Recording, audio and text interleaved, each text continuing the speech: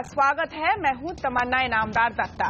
न्यायपालिका और कार्यपालिका की टक्कर एक बार फिर हुई है और इस बार न्यायपालिका यानी जजों ने सरकार को साफ संदेश दिया है कि हमारी नियुक्ति में आपकी दखलंदाजी नहीं चलेगी।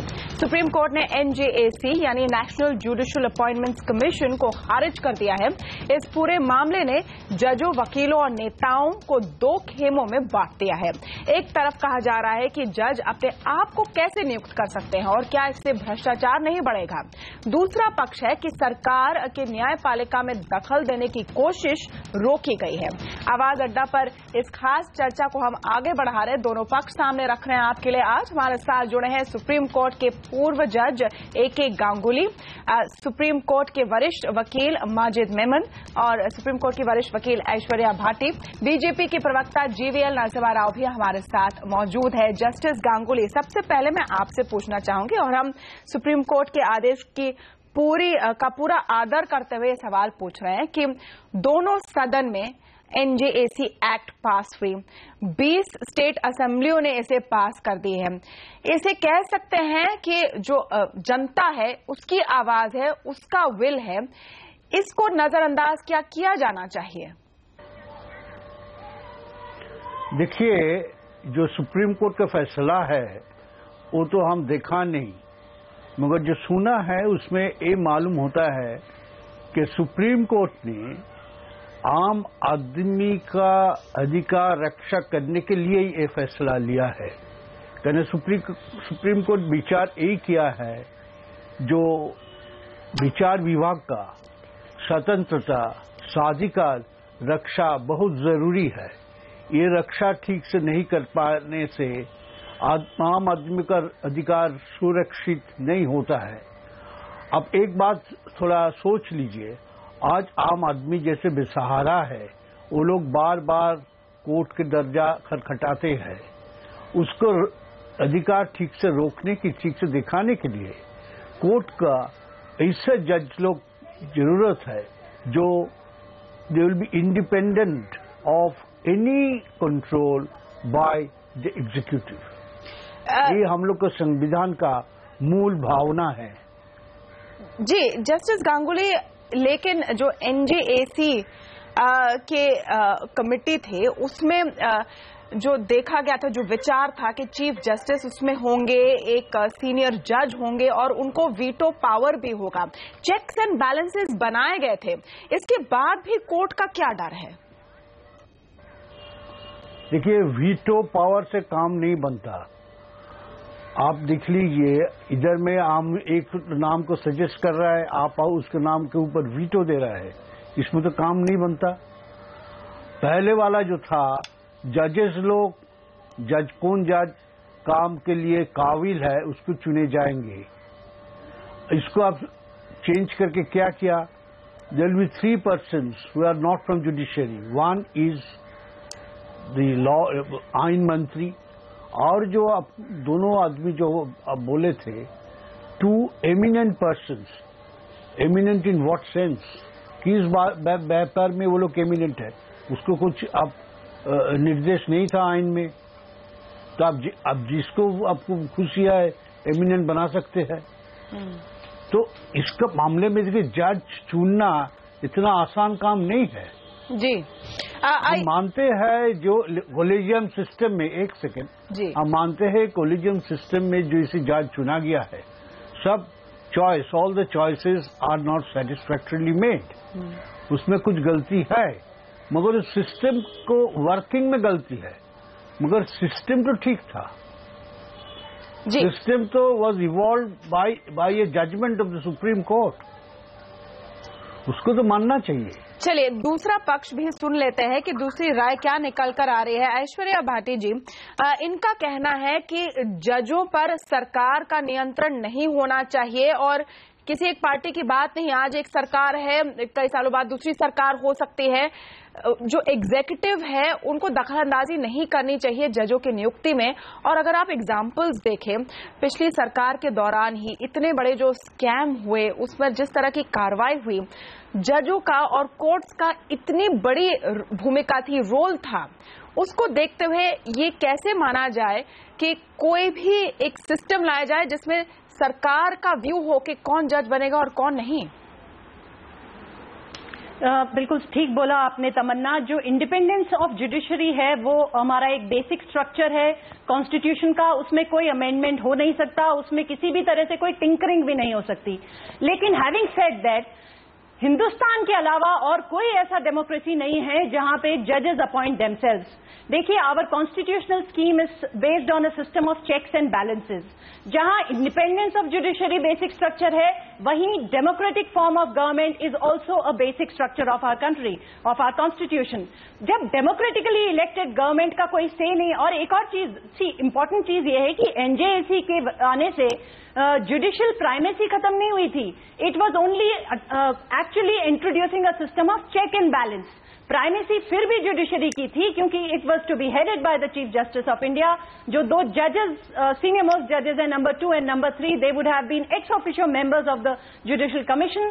सो ये सारा देखिए, मैं आपको एक बात बताऊं, इवन जो पिटिशनर्स जिन्होंने इस मैटर को आर्ग्यू किया, उन्होंने भी कोर्ट के सामने और पब्लिक में और मीडिया में सब जगह उनकी बात यही थी कि the collegium system has failed. ये सारी बात किस लिए नहीं, लेकिन एनजेएसी क्या उसका सही विकल्प है? क्योंकि इसी पर आके बात अटकी है। हालांकि एनजेएसी सिस्टम इस स्टेट में अब नहीं आगे जा सकती, सुप्रीम कोर्ट का फैसला, इसमें कुछ आगे हो नहीं सकता। लेकिन माजिद मेमन साहब, जो साफ बात है उसको हम बोल लेते हैं, ये सीधी सीधी टक्कर है कोर्ट्स और सरकारों के बीच में कि नियंत्रण कहां पर रहेगा, और ये टक्कर तो बढ़ने वाली है, टकराव बढ़ने वाला है। देखिए तमन्ना जी, ये वाकई में एक ऐसी परिस्थिति का निर्माण हो गया है आज के इस फैसले के बाद कि कन्फ्रंटेशन डायरेक्ट जुडिशरी और एग्जीक्यूटिव के दरमियान, जैसा आप कह रही हैं, कार्यपालिका और न्यायपालिका में सेपरेशन ऑफ पावर हमारे संविधान का एक बहुत ही अहम पहलू है, और साथ ही साथ इंडिपेंडेंस ऑफ जुडिशरी एक वक्त की बहुत सख्त जरूरत है। ये बात हम न भूलें कि एग्जीक्यूटिव गवर्नमेंट ऑफ इंडिया और government of states, various states, जो अभी आप बता रही थी कि उन सब ने अपनी सहमति से ये कानून कमीशन का निर्माण किया, ये सभी मिलकर देश की हजारों न्यायपालिकाओं में लिटिगेंट के रूप में हैं। They are the litigants in millions of suits and cases and matters. तो जाहिर है अगर इतने बड़े लिटिगेंट को हम ये इख्तियार दे दें कि वो खुद ही नियुक्ति करेंगे जजेस की, इट वुड बी क्योटिक। एक बात समझने की यहाँ ये है कि अगर जजों को पूरा इख्तियार दे दिया जाता है, जैसा कि 80% 90% हमारे कॉलेजियम के जरिए है, जहां उनका से चलता है, तो वहां पर भी आज लोग भ्रष्टाचार न्यायपालिका के संबंध में भी पुकार लगा रहे हैं, हुकार लगा रहे हैं कि भ्रष्ट है जज, यह जज सही नहीं है। सच्चाई है ये बड़ी कड़वी सच्चाई है, मगर ये परिस्थिति है आज सारे देश में। तो जजेस, अनडिजर्व्ड जजेस, इम्प्रॉपर जजेस एंड पार्शियल जजेस और अनफिट जजेस are also creeping in by collegium system. नहीं, तो आप कह रहे हैं कि फुल प्रूफ तो नहीं होगा। तो आप कह रहे हैं एनजेएसी में भी खामी है और कॉलेजियम में भी खामी है। जी तमन्ना, नहीं, एक मिनट में यही कह रहा हूं कि लेसर एविल क्या है, न तो absolute power with the judiciary and certainly never, अगर एब्सोल्यूट पावर ऑफ जुडिशरी को दिया जाए तो डेंजरस है, और अगर एब्सोल्यूट पावर एग्जीक्यूटिव को दिया जाए तो मोर डेंजरस है, वो ज्यादा खतरनाक है वो। तो एग्जीक्यूटिव को पूरा पावर जजेस के नियुक्ति का दिया जाएगा, it will be chaotic, because as I said that millions of litigations are by the government. बिल्कुल, इसमें खुद फैसला करने वाली बात है। जो मूल बात निकल कर आती है जेवीएल नरसिम्हा राव के राजनेताओं पर लोगों का विश्वास नहीं है। अगर इसके कोर पर जाकर सार निकालने की हम कोशिश करें, जब हम एग्जीक्यूटिव की बात करते हैं तो हमारे ही चुने हुए नेता है, लेकिन उन नेताओं पर पूरा भरोसा नहीं है लोगों का, और जजों का साफ तौर पर नहीं है कि अगर एनजेएसी आगे जाता तो उसका सही इस्तेमाल होता है। ये फेथ नहीं है, ये मानते हैं आप? नहीं, तमन्ना जी, सबसे पहले आपके और मेमन जी के जो कमेंट्स में कहीं ना कहीं एक मिस्टेक है। ये कोई कन्फ्रंटेशन कोर्ट और सरकार के बीच में नहीं है, ये लेजिस्लेचर वर्सेस कोर्ट, इनके बीच का मामला है। ये कोई सरकारी मामला नहीं है, ये हमारे सरकार ने कोई ऐसा निर्णय नहीं किया है। फेयर एनफ, ये पार्लियामेंट कार्यपाल वर्सेस न्यायपालिका मेरा पहला सेंटेंस था जी, बिल्कुल। ये सरकार एग्जीक्यूटिव का विषय नहीं है, ये संसद versus court, okay, legislature versus court है। इनकी बीच एक इस प्रकार की एक परिस्थिति अभी उत्पन्न हो गई है। एक तरह से आज की जो निर्णय के बाद सुप्रीम कोर्ट ये कहना चाहती है कि जो एक्सक्लूसिव पावर्स होनी चाहिए कोर्ट के पास इसको अपॉइंट करने के लिए, अभी फिलहाल इसको रद्द करते हुए कोर्ट ने जो कहा है उसके जरिए पूरी की पूरी कोर्ट की उस पर नियंत्रण रहेगी। क्या ये सही है? ये चेक्स एंड बैलेंसेस क्या उसमें कहीं हो पाएंगे? और मेमन जी ने दोनों तरह की बात कही, उन्होंने कोई पोजीशन नहीं लिया है। और उन्होंने पोजीशन लिया, उन्होंने पोजीशन लिया। अंत में जीवीएल नरसिम्हा राव जी वो कह रहे हैं कि लेसर ऑफ द इविल है कि जज अपने आप को चुने। ये तो और खराब होगा अगर एग्जीक्यूटिव इसमें घुस जाए और जजों को चुनने लगे। नहीं, ये इसमें जो अभी एनजेएसी एक्ट के तहत प्राइमेसी ऑफ जजेस, प्राइमेसी ऑफ द कोर्ट फिर भी बनाए रखा है। इसमें 3 जो जज है, 2 एक्सपर्ट्स हैं जिनकी नियुक्ति केवल चीफ जस्टिस ऑफ इंडिया से उनकी सहमति से जो उनको नियुक्त किया जाएगा। उसमें कहीं भी कोर्ट ये कह रही है हमारी एक्सक्लूसिविटी होनी चाहिए, नहीं, इसमें हमारा जो अंदर दायरे के जो निर्णय है केवल हम करेंगे। इसमें पेज देखिए ना, और अगर मैं मामले को सही समझ रही हूँ जस्टिस गांगुली, आप बता सकते हैं कि जो 2 एमिनेंट पर्सनालिटी है अगर वो दोनों वीटो कर ले तो बात आगे नहीं बढ़ सकती, क्योंकि इसका नियम है कि 2 अगर लोग उस पैनल में वीटो करेंगे तो नियुक्ति नहीं होगी। तो ये 2 एमिनेंट पर्सनालिटी, यहां पर एक क्वेश्चन मार्क बना हुआ है। जस्टिस गांगुली, क्या यही प्राइम कंसर्न रहा है कि 2 एमिनेंट पर्सनालिटी कौन है? एमिनेंट पर्सन्स कौन है? What is the reason for the eminence? किस लिए वो लोग एमिनेंट कहा जाता है? तो बोला नहीं, this is not said NJAC formation में eminent in the field of law और eminent in the field of education. तो क्या ये डर था जस्टिस गांगुली कि ये एमिनेंट पर्सन वाली बात एक लूपहोल हो सकती है, क्योंकि जो नियुक्त होगा एमिनेंट पर्सन वाले कैटेगरी में वो सरकार की बात मानेगा। चुनेगा कौन? चुनेगा chief justice of India, the prime minister and the leader of the opposition. The prime minister and the leader of the opposition is from the executive. If they decide that x is an eminent person, chief justice जो अभिमत होगा उसको तो मानना तो नहीं आएगा। सो eminent person is also वो एग्जीक्यूटिव से ही आ रहा है। एक तो लॉ आइन मंत्री है और दोनों एमिनेंट पर्सन चुनने वाले जो व्यक्ति है वो लोग भी दोनों है एग्जीक्यूटिव। जी मेमन जी, इसमें एग्जीक्यूटिव को मान्यता दिया गया। नहीं, 2:1 हो गया, बहुत साफ आपकी बात हो गई। लूप होल वहीं पर है एमिनेंट पर्सन के मामले में। जी गांगुली ने जो बात, जस्टिस गांगुली जो बात कह रहे हैं, मैं उसको अच्छे शब्दों में आपके सामने सहायतापूर्वक रखना चाहूंगा। उनको थोड़ा सा हिंदी बोलने में कठिनाई है। नरसिम्हा राव जी ने कहा कि कोई प्रॉब्लम नहीं है, इसलिए कि सुप्रीमेसी ऑफ जजेस रहेंगी। गांगुली जी ने बिल्कुल सही ये बात पकड़ी है कि अगर वो जो एमिनेंट पर्सन्स का डेफिनेशन नहीं है कि वो कौन सी फील्ड में, हो सकता है वो पॉलिटिकल फील्ड में एमिनेंट हो, तो एमिनेंस जो है वो जुडिशियल एमिनेंस अगर होता तो शायद कुछ फर्क पड़ता सुप्रीम कोर्ट के फैसले में भी। दूसरी बात ये कि वो 2 लोगों की नियुक्ति कौन करेगा? प्रधानमंत्री, leader of the opposition and chief justice, majority executive. तो 2:1 वहीं पर हो गया। ऐश्वर्या भाटी जी, इस पॉइंट पर आपका क्या कहना है? क्योंकि जब माजिद मेमन कह रहे हैं कि कलीजियम सिस्टम में खामी है, जस्टिस गांगुली भी कह रहे हैं कलीजियम सिस्टम में खामी है, सुप्रीम कोर्ट खुद कह रहे हैं कि उसको सुधारने के लिए आप सजेशन दीजिए, तो उसमें कोई खास डिबेट नहीं है कि वर्तमान सिस्टम में गड़बड़ है। लेकिन ये जो बात है कि जो 2 एमिनेंट पर्सनालिटीज हैं उनकी कौन नियुक्ति करेगा, और वहां पर 2:1 का आंकड़ा सामने आ जाता है। देखिए, any chair is always as good as the person who is manning the chair. There can be no escape from that. That is always the case. लेकिन जो एनजेएसी का सिस्टम था, that was actually how it was prescribe to bring in a system of check and balance.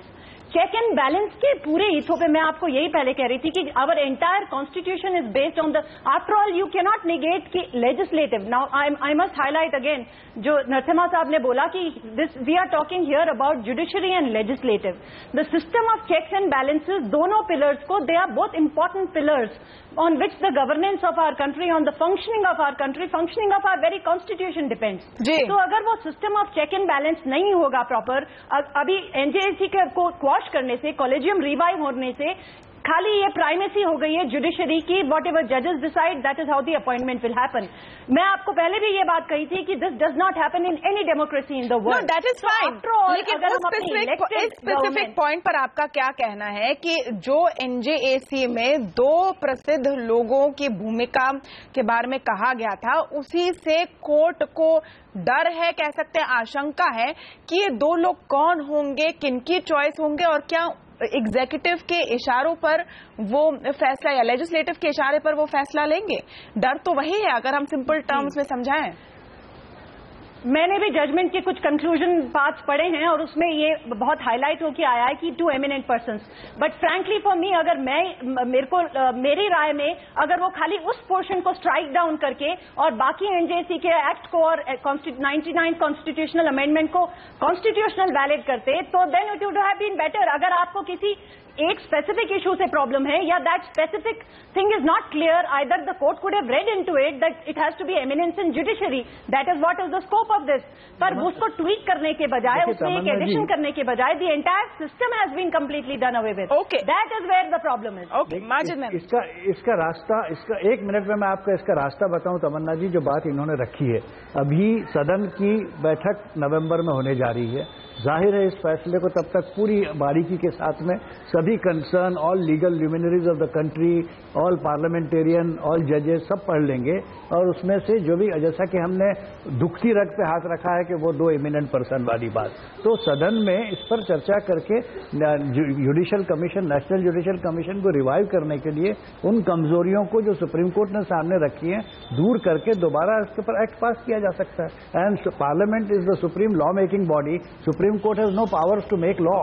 Supreme Court can only, guide the parliamentarians to make law. I will quote Justice Frankfurter from America in a small one sentence. If judges want to be preachers, they should dedicate themselves to the culprit. If they want to be basic policy makers, Parliament is their place. Self-willed judges are most indefensible offenders in government ruled by law. Therefore, judges don't have to make law. This law will be made by us, the parliamentarians. So let us consider कि नवंबर में, ठीक है, तो GVL Narasimha Rao ji, क्योंकि आप लोगों को move करना है इस एक्ट का नया अवतार, तो एक बात तो साफ हो गई कि 2 एमिनेंट पर्सन वाली बात नहीं हजम हो रही। किसी को उसको हटाने पर आप सोच सकते हैं और यहाँ पर लीडर ऑफ ऑपोजिशन की कोई भूमिका लाई जा सकती है? तमन्ना जी, आगे जाके क्या होगा उसके लिए इंतजार करना पड़ेगा। It's a very voluminous judgment. वो जजमेंट को बारीकी से पहले सरकार को और सभी को अध्ययन करना पड़ेगा।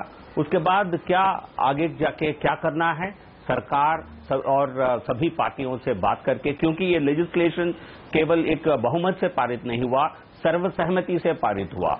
ऐसा कोई पार्टी नहीं था दोनों सदनों में इसका विरोध किया हो, तो इसलिए निर्णय केवल सरकार का नहीं होगा। ऑल पार्टी इस जरूरत यदि सरकार समझती है तो एक सलाह मशवरा करके एक निर्णय पर पहुंचेंगे। इसमें समय लगेगा और एग्जामिन करने के बाद ही किसी नतीजे पर सरकार पहुंच सकती है। नहीं, बिल्कुल, ये आपका औपचारिक तौर पर बिल्कुल सही जवाब है, लेकिन जो मूल बात है वो अभी भी रहती है कि थोड़े से कंट्रोल की कोशिश की गई थी और जुडिशरी ने इसको पूरी तरह से ठुकरा दिया है। अब ये कोशिश शायद एक और रूप में होगी। राव साहब, देखिए पूरा इसके जो बेसिक स्ट्रक्चर को ये वायलेट करता है। यदि उस पर किस प्रकार के आर्ग्यूमेंट्स किए गए वो सारे सरकार स्टडी करेगी। जैसा पैनलिस्ट ने कहा, किसी और डेमोक्रेसी में नहीं है। ऐसे कौन सी परिस्थितियां हैं ये भारत में कि हमारे लिए इंडिपेंडेंस ऑफ जुडिशरी का पूरा सिग्निफिकेंस और उनकी मीनिंग अलग हो जाता है। क्या एक्सक्लूसिविटी रहने से कोई संस्था बड़ी हो जाती है, उनकी ताकत बढ़ जाता है? क्या चेक्स एंड बैलेंसेस लाना जरूरी है? क्या लेजिस्लेचर की इतनी जस्टिस गांगुली जी, जस्टिस गांगुली इस पर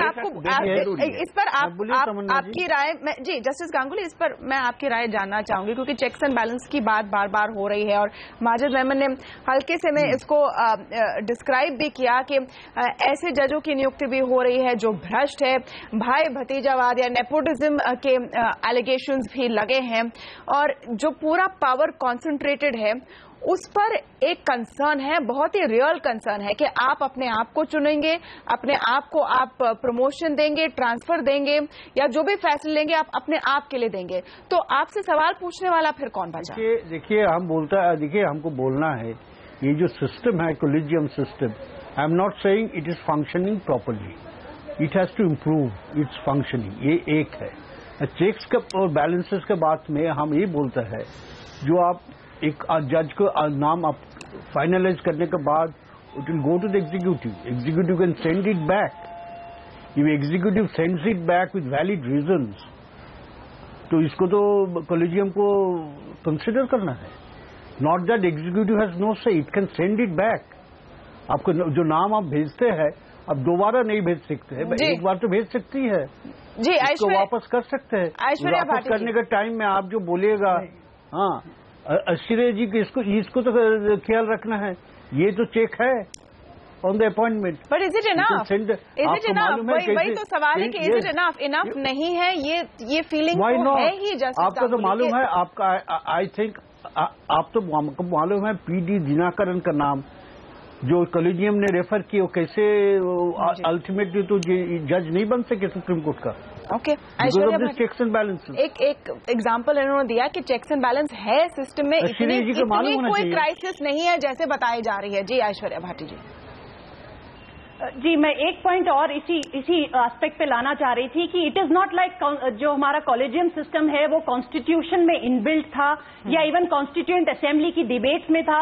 in fact to the contrary constituent assembly की डिबेट्स में ये डिबेट हुई थी कि प्राइमेसी और कंप्लीट अथॉरिटी सीजेआई के पास होनी चाहिए या नहीं होनी चाहिए, और कॉन्स्टिट्यूएंट असेंबली की डिबेट्स में आया कि no, it should not be a complete authority to the CJI. Second aspect ये कि it is not like we have had constitutional this collegium system since the beginning of our constitution. Collegium system खुद भी खाली 20 साल पुराना है, ये भी एक जज मेड लॉ है, ये सुप्रीम कोर्ट के जजमेंट्स की वजह से आया है, और ये जब जिस समय पे आया गया तब उस जो पुराना सिस्टम था उसमें खामियां दिखी गई। तो अच्छा, जो पुराना सिस्टम था बताए ग्रेट ऐश्वर्या भाटी, क्योंकि 3 नवंबर के बाद फिर से इस पर सुनवाई होगी कि वर्तमान कॉलेजियम सिस्टम को कैसे सुधारा जाए, इस पर आपकी क्या राय है कि क्या उसमें सुधार ला सकते हैं? देखिए, ये तो मैंने आपको बताया ना, जब आर्ग्यूमेंट्स भी कोर्ट में हो रहे थे तो सारी sides, even the petitioners who had challenge the NJAC constitutionality, उनका भी यही आर्ग्यूमेंट था कि ये collegium system is not proper. Of course respondent side का ये था कि the collegium system must be dynamited, पर collegium system has to become more transparent. अभी ये जो जिस तरह के आपने एलिगेशंस बताए, नेपोटिज्म, फेवरेटिज्म, ये सारी चीजें एलिमिनेट होनी चाहिए। After all we are talking about जजेस their chairs are very very important in our constitution. Majid Memon ji, in real terms क्या बदल सकता है कॉलेजियम सिस्टम में जहां पर वाकई चेक्स एंड बैलेंसेस हो? देखिए तमन्ना जी, बेहतर ये होगा, ये आज की चर्चा काफी फ्रूटफुल और दिशा बताने वाली है, मगर उसके बावजूद भी सभी चर्चा कर रहे हैं, सारे चैनल्स उस पर चर्चा कर रहे हैं, रात भर ये चलेगा सिलसिला। हमें 3 नवंबर तक प्रतीक्षा करनी चाहिए, उसके बाद 18 नवंबर तक प्रतीक्षा करनी चाहिए जब सदन बैठेगी विंटर सेशन में, और उस पर बहुत सारा कंसिडरेशन और रिकंसिडरेशन होगा, और मुझे नहीं लगता कि जल्दबाजी में कोई ऐसी चीज होगी जो देश के लिए नुकसानदेह हो। हम सब ये चाहते हैं कि हमारा एडमिनिस्ट्रेशन ऑफ जस्टिस का रेपुटेशन बना रहे, उसकी ग्लोरी और उसकी मैजेस्टी जो है वो एनहांस हो, उसके लिए हम सब की कोशिशें होनी चाहिए। इसी आधार पर हम लोगों ने पॉलिटिकल डिफरेंसेस को अपार्ट रख के, जैसा कि नरसिम्हा जी कह रहे थे कि there is opposition and government together, we had a unanimous voice in getting this commission. बिल्कुल अंत में it had to be tested by Supreme Court, which has happened today. Okay, बिल्कुल अंत में जस्टिस गांगुली, और संक्षेप में, ब्रीफ में, क्या ऐसी चीजें बदल सकती है कॉलेजियम सिस्टम में जहां उसमें ज्यादा ट्रांसपेरेंसी निकल कर आए? देखिए उसको अभी बोलना बहुत आसान नहीं है जी। Supreme court is invited suggestion, इसको देखना है, इसको बहुत ढंग से सोचना है। इतना 1 मिनट में 2 मिनट में संसद में बोलना नहीं है। बिल्कुल, ये बोल सकता है आई एग्री। एक thing that there must be objective standards for selecting जजेस।